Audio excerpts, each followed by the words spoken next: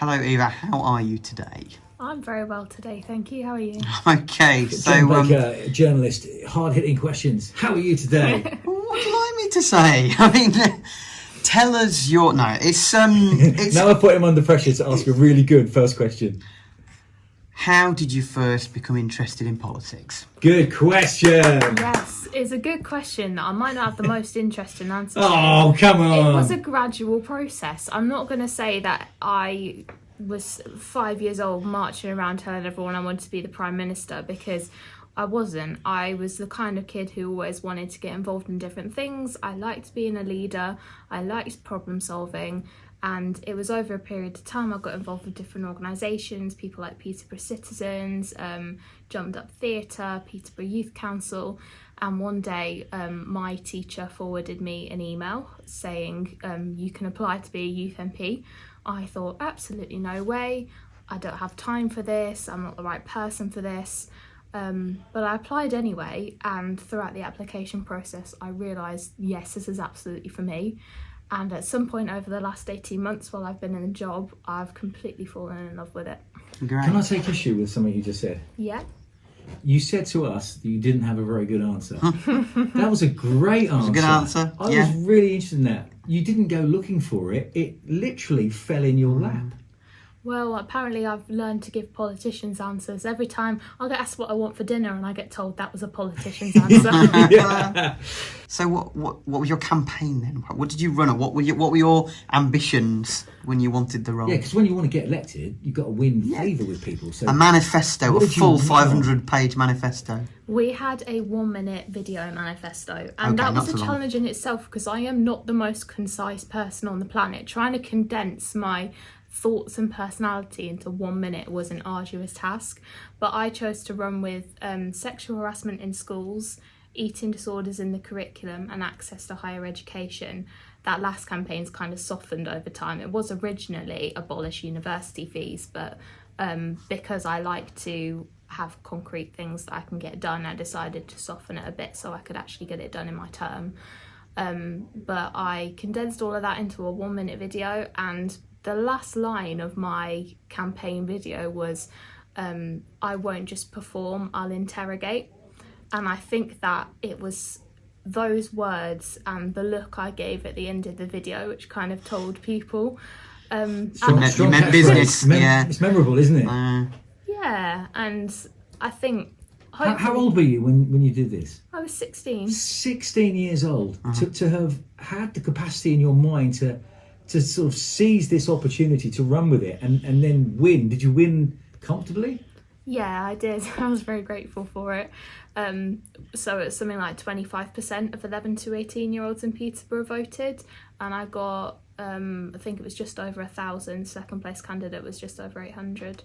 So it's a comfortable victory. Yeah. Well That's done. quite so what happened after that when you achieved that role? What happened?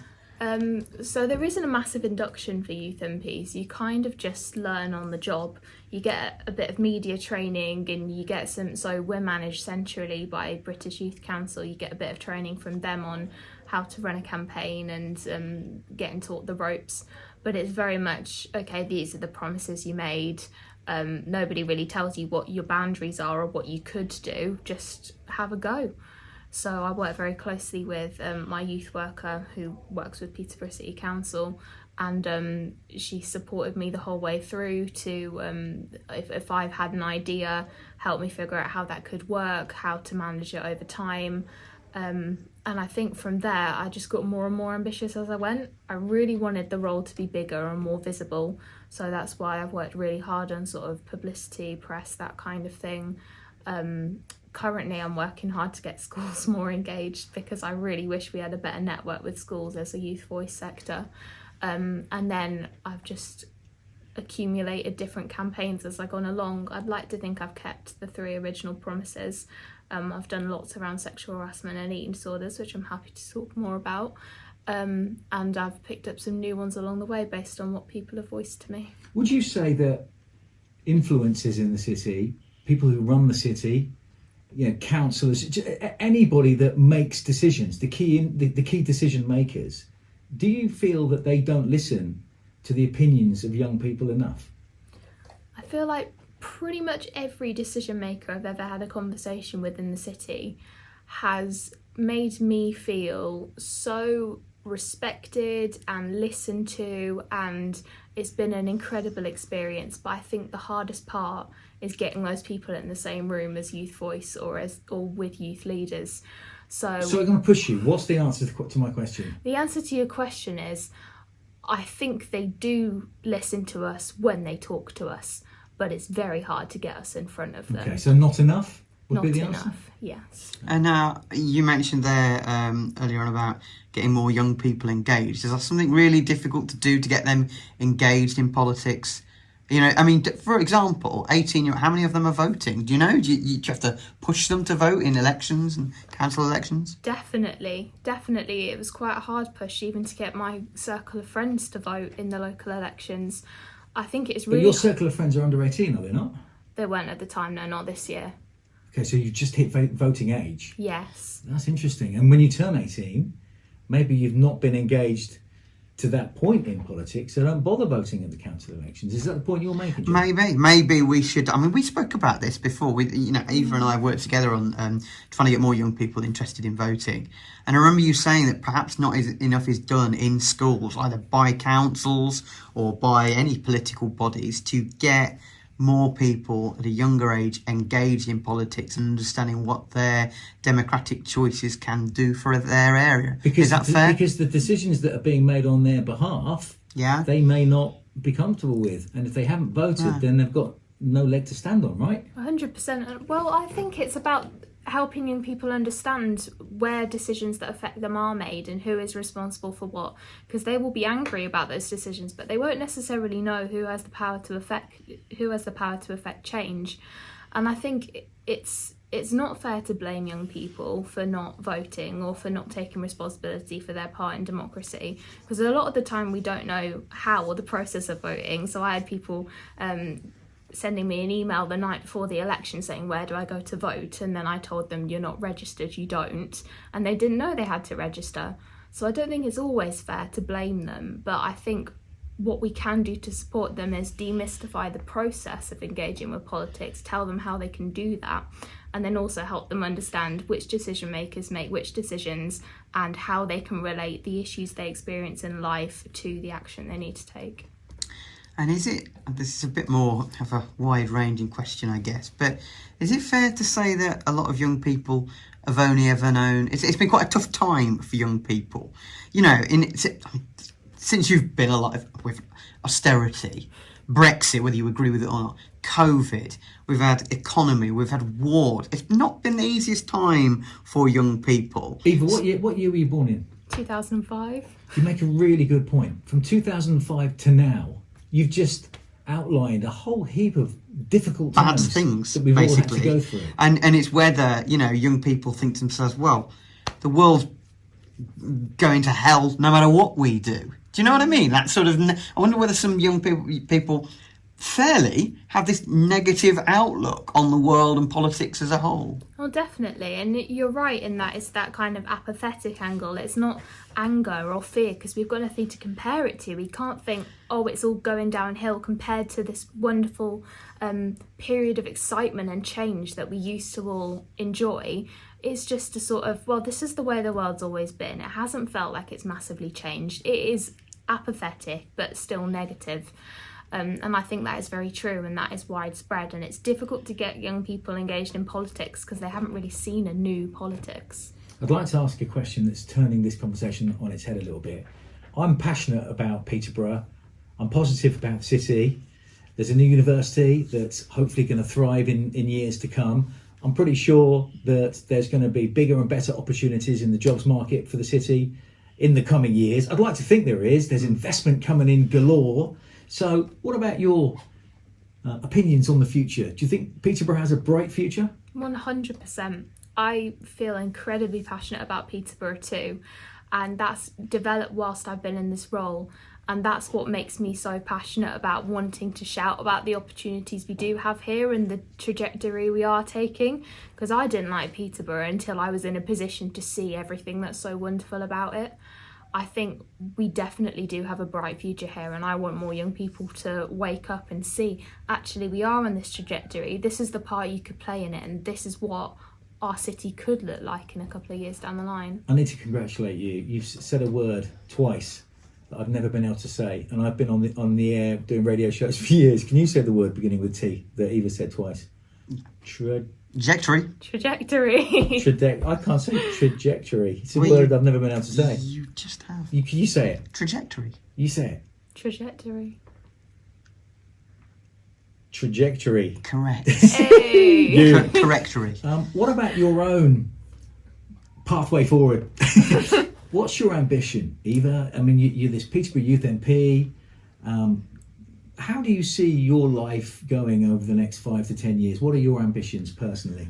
Well, I'm in Peterborough for the next year because I am still a Youth MP until February, and even though I finish my school experience, I can't disappear until I finish that term. And I do hold, until results day, I do hold a place at the University of Manchester to study languages. That's the pathway I hope to take. I want to study languages because, and that's Spanish and Arabic, because it opens up the world of work quite literally, and I can stay invested in politics, history, all the other things that interest me. And then it leaves lots of options open for the future, because I didn't know I wanted this role before I found it. So I'm comfortable with the fact that I don't know exactly what the next step is either. Why don't you mention, you said earlier on that you would talk a little bit about more some of the things that you've achieved so far. Tell us about them. Blow your own trumpet. Definitely.